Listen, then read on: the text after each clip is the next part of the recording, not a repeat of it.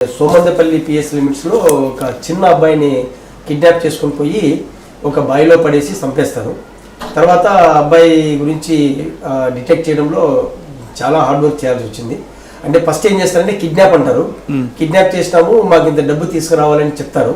So మేము కిడ్నాప్ను plan చేసుకుని ఎలా పట్టుకోవాలనే ప్లాన్లో ఉన్నప్పుడు ఆ పిల్లని తీసుకొని చంపేసి డబ్బు తీసుకుంటామంటే ఒక థియేటర్ దగ్గర, హిందూపూర్లో ఒక థియేటర్ దగ్గర వాళ్ళు ఉంటారు.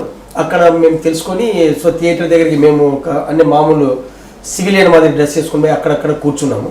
అతను మా దగ్గరికి వచ్చేసి ఖాళీ గోటితో డబ్బులు తెచ్చారు అని నా పక్కనే ఒక అతను ఉండి రాయడము.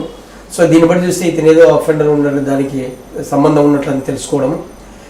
తర్వాత వాళ్ళంతా వచ్చినారు, ఇంకా మనం పోదాము అనేది థియేటర్లోకి పోయిన తర్వాత పికప్ చేద్దాము, అతని డబ్బులు తీసుకొని పోయేటప్పుడు నువ్వు సూట్ కేసు అక్కడ పెట్టిపో, మేము వెళ్తామని ఇతను మాట్లాడము అంతా నేను వినడము.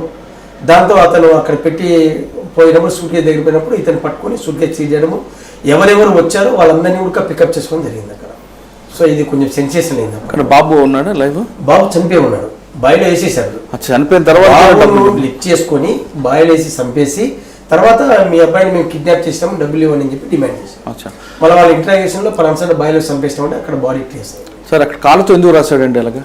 కాలుతో అంటే వాడు వచ్చేసి పక్కన ఇంకొక అతను కూర్చున్నాడు, ఒక అతను నిలబడుకుని ఉన్నాడు. వీళ్ళిద్దరు అఫెండర్స్. వాళ్ళ అఫెండర్స్ అని మాకు తెలియదు, అంటే నేరం చేసిన వాళ్ళని తెలియదు. నేను అక్కడ పోయి కూర్చొని ఉన్నా, వెయిట్ చేస్తున్నా, వాళ్ళు వస్తారు కదా డబ్బులు ఇచ్చి తీసుకునే. కానీ వాళ్ళని థియేటర్ దగ్గరికి డబ్బు దాన్ని మేము తీసుకొని వెళ్తామని చెప్పారు. మీ అబ్బాయిని హ్యాండ్ ఓవర్ చేసి వెళ్తాము, జనాలు ఉంటారు కాబట్టి కనపడదని. సో వాళ్ళు నా పక్కనే కూర్చున్నారు, నాకు తెలియదు. అప్పుడు అతను కాలుతో రాస్తున్నాడు డబ్బు తీసుకుని వచ్చాడు అని. ఆ పక్కన ఉన్న వ్యక్తి చదివి ఓకే అతను చూసి సరే నేను వెళ్తున్నాను అని చేత్తో రాసేసి అక్కడ పోవడము. అతను పోయినప్పుడు నేను మా వారికి ఇన్ఫర్మేషన్ ఇవ్వడం, ఆ అబ్బాయి అక్కడికి వచ్చి వాడిని వాచ్ చేసుకోవడం.